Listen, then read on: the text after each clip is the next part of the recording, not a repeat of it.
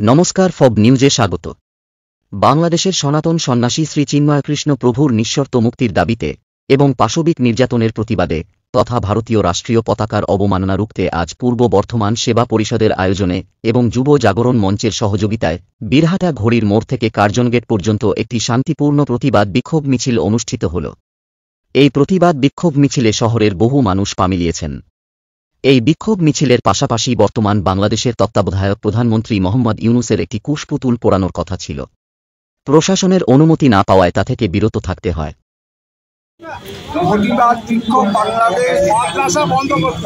বাংলাদেশে যে হিন্দু নির্যাতন অত্যাচার নাবালিকাকে বাংলাদেশ ছেড়ে নিরাপদ আশ্রয়ের জন্য পুলিশ কাস্টডিতে আসতে হয়েছে। পুলিশ কাস্টডিটাও পশ্চিমবাংলায় বাংলাদেশি মহিলারা মনে করছেন নিরাপত্তার ইজ্জত সুরক্ষা থাকবে। তাই আজকে আমরা আর কত যন্ত্রণা সহ্য করব, তাই আমরা দাবি জানাতে এসেছি 1947-এর দ্বিজাতি তত্ত্বকে কার্যকরী করা হোক। ভারতবর্ষের সব মুসলমানকে পাকিস্তান এবং বাংলাদেশ সসম্মানে ফিরিয়ে নিয়ে আমরা পাকিস্তান এবং বাংলাদেশের কি বলবেন? হিন্দুরা সচেতন এই ব্যাপারটা নিয়ে কতটা সচেতন?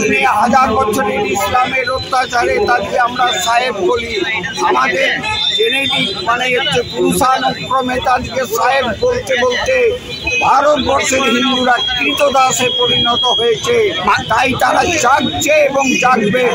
মানুষের সহযোগিতা কেমন পাচ্ছেন? মানুষের সহযোগিতা সিপিএম থেকে বলছে আমরা যারা হিন্দু তারা সব এক কাট্টা হচ্ছি, তৃণমূলের হিন্দুরা এক কাট্টা হচ্ছে। তাই মমতা ব্যানার্জি জগন্নাথ মন্দির প্রতিষ্ঠা করে হিন্দুদিকে ধোকা দেওয়ার চেষ্টা করছে। তিনি বুঝে গেছে 30% ভোটের ওপর নির্ভর করে আগামী নির্বাচনে তিনি আসতে পারবেন না।